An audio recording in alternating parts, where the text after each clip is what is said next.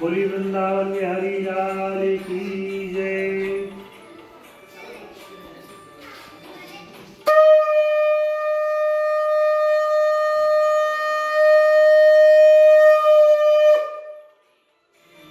सर्वेश्वरूपाय ओम कृष्णाय वासुदेवाय नमो नमस्ते नमामि लक्ष्मी नारायण नमो नमः। आप सभी को राधे राधे। आज हम आपको जो कथा कहने जा रहे हैं इसके श्रवण मात्र से आपकी सब मनोकामना पूरे मन भाव से अवश्य सिद्ध होगी।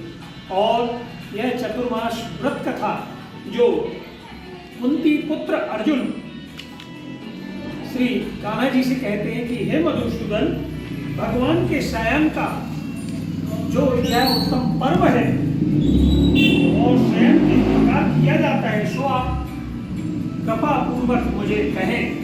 तब श्री हरि कृष्ण जी कहने लगे, हे पांडुनंदन सुनो, अब मैं तुम्हें विष्णु के शयन का विस्तार पूर्वक कथा कहता हूं कि किस तरह प्रभु निद्रा में शयन करते हैं। जब सूर्य नारायण कर्क राशि में स्थित होते हैं तब भगवान विष्णु शयन करते हैं, और जब सूर्य नारायण तुला राशि में आते हैं तब भगवान उठते हैं।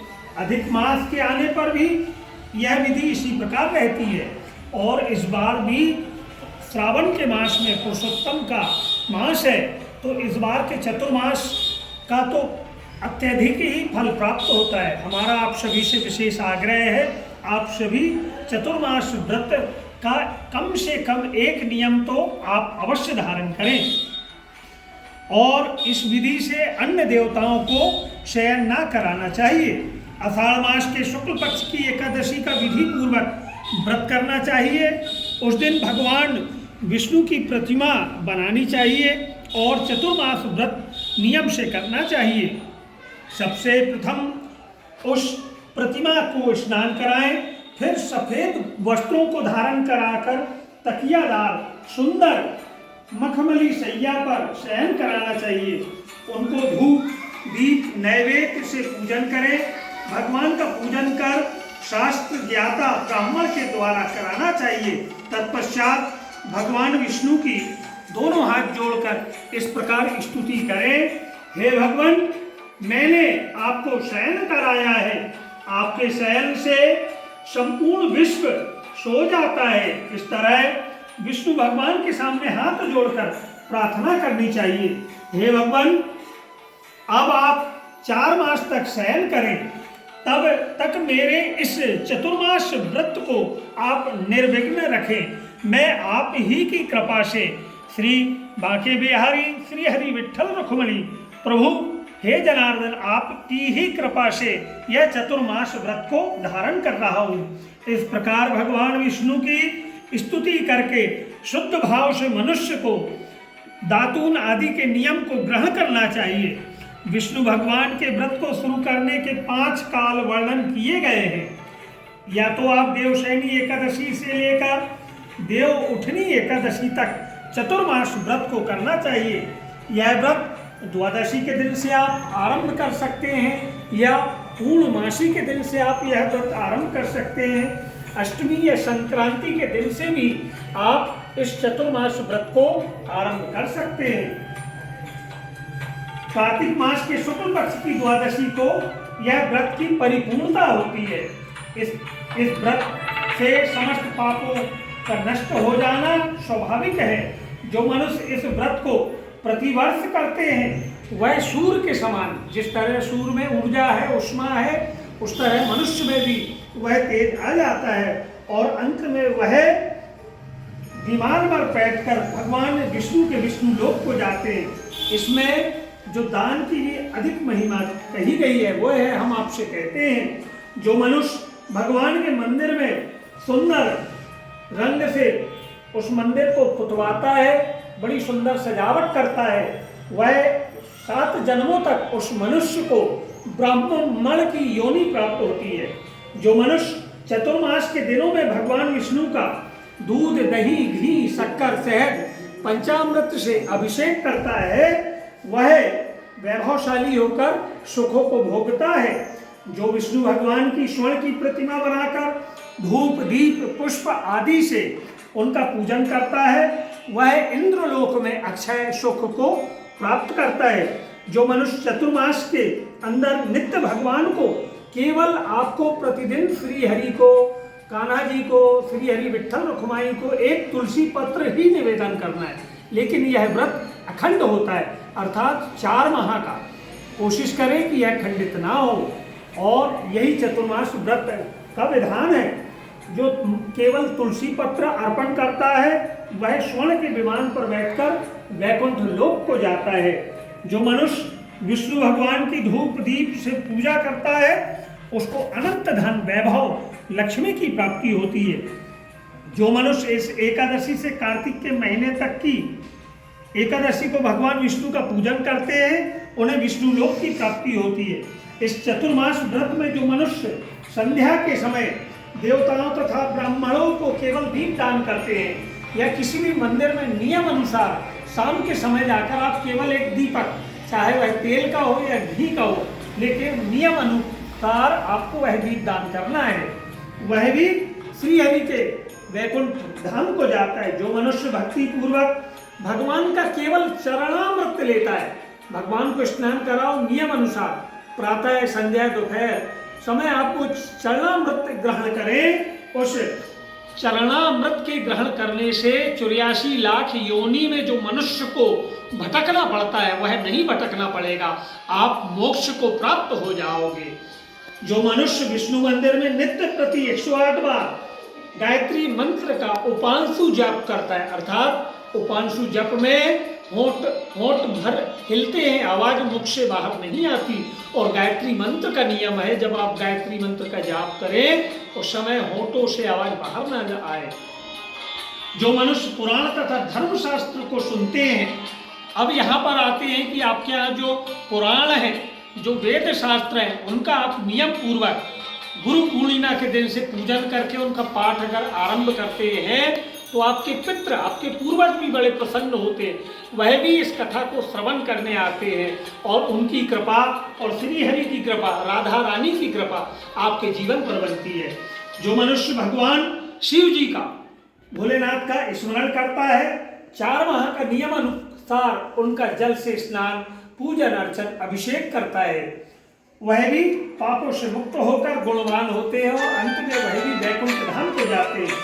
जो मनुष्य सूर्य नारायण भगवान को चतुर्मास के लिए अर्घ्य प्रदान करते हैं उनके यहाँ संपत्ति कभी समाप्त नहीं होती, यह निरोगी दीर्घायु, कीर्ति, धन और बल को प्राप्त करते हैं। चतुर्मास में जो मनुष्य गायत्री मंत्र से तिल का होम करते हैं, चतुर्मास समाप्त हो जाने पर तिल का ब्राह्मणों को दान करते हैं, उनके समस्त पाप नष्ट हो जाते हैं और उन्हें निरोगी शरीर मिलता है। आपके शरीर में कोई रोग है, कोई व्याधि है, आप चतुर्मास व्रत तिल से हवन करें और उनके यहाँ अच्छी संस्कार वाली संतान प्राप्ति होगी। जो मनुष्य चतुर्मास व्रत अन्न से होम करते हैं, समाप्त हो जाने पर घी, घड़ा और वस्त्रों का दान करते हैं, वह ऐश्वर्यशाली होते हैं। जो मनुष्य तुलसी जी को, तुलसी माला को चतुर्मास में अपने गले में कंठी माला धारण करते हैं, अंत में वह भी विष्णु भगवान के निमित्त और ब्राह्मणों को चतुर्मास समाप्त हो जाने पर तुलसी माला दान करते हैं, वह विष्णु लोक को जाते हैं। जो मनुष्य चतुर्मास व्रत में भगवान के शयन के उपरांत उनके मस्तक पर नित्य प्रति गाय के दूध को चढ़ाते हैं, अंत में स्वर्ण की दूबा को दान करते हैं। दान देते समय वह इस प्रकार प्रार्थना करते हैं कि हे दुर्वे, जिस भांति इस पृथ्वी पर शाखाओं सहित तुम फैली हुई हो, उसी प्रकार मुझे भी आप अजर अमर संतान दो। ऐसा करने वाले मनुष्य के सब पाप भस्मीभूत हो जाते हैं और अंत में वह श्री हरि के वैकुंठ धाम को जाते हैं। जो शिव जी या विष्णु जी के मंदिर में रात्रि कीर्तन का नियम लेते हैं चतुर्मास भगवान के, आप 10 मिनट बैठकर कीर्तन करें, 15 मिनट बैठें, ऐसा कोई समय का अभाव नहीं, पर एक निश्चित नियम को लेकर कि हम चतुर्मास व्रत में आपके दरबार में कीर्तन करेंगे, चाहे देवाधिदेव महादेव की आराधना करें, श्री हरि की आराधना करें। जो मनुष्य चतुर्मास व्रत करते हैं उनका उत्तम ध्वनि वाला घंटा दान करना चाहिए। यह घंटा दान करने से उनके जीवन में आने वाली समस्त परेशानी दूर हो जाती है। और जो भगवान की स्तुति करना चाहिए कि हे जगदीश्वर, आप समस्त पापों को नाश करने वाले, मेरे ना करने वाले योग्य कार्यों को करने से जो पाप उत्पन्न हो गए, अगर आपके द्वारा जाने अनजाने में कुछ पाप कर्म हो गए हों तो आप इस चतुर्मास को अवश्य करें। इस चतुर्मास के व्रत से आपके समस्त पाप भस्मीभूत हो जाते हैं। चतुर्मास व्रत के अंदर जो नित्य प्रति ब्राह्मणों का चरणामृत, ब्राह्मणों को पैरों को धुलकर उनके चरणामृत का पान करता है, वह भी समस्त पापों को छूटकर आयुवान एवं लक्ष्मीवान होते हैं। चतुर्मास व्रत में बड़े मन भाव से प्रजाप्रत्य तथा चंद्रायण व्रत को भी आप कर सकते हैं। चतुर्मास व्रत का पालन करने पर उद्यापन किया जाए।